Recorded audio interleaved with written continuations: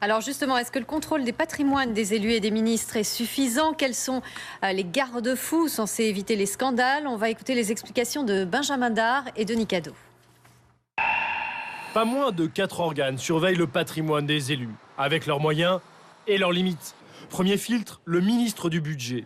48 heures à peine après sa nomination, il reçoit sur son bureau le dossier fiscal de chaque membre du gouvernement. Vous faites en sorte que tous les dossiers soient régularisés.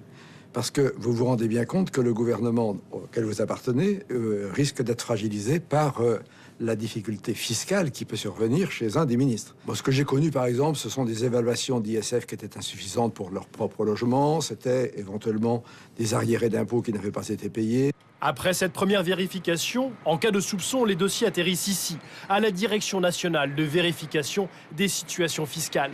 C'est elle qui enquête et mène les contrôles fiscaux et le redressement éventuel. Mais si la fraude est lourde, l'administration saisit la justice pénale. Dans ce cas, c'est au ministre du Budget lui-même de porter plainte. Autant dire, rien n'a été prévu dans le cas où le ministre du Budget serait lui-même fraudeur.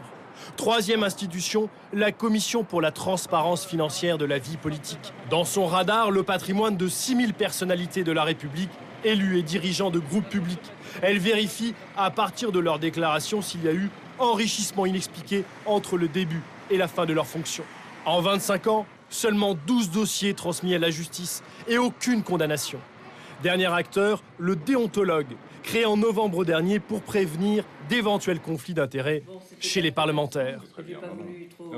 Par exemple, un parlementaire qui aurait des activités privées et qui soutiendrait ces activités privées dans le cadre de ce mandat, de débat, de lobbying, etc., on essaye évidemment, bien que ce soit rare, de prévenir cela.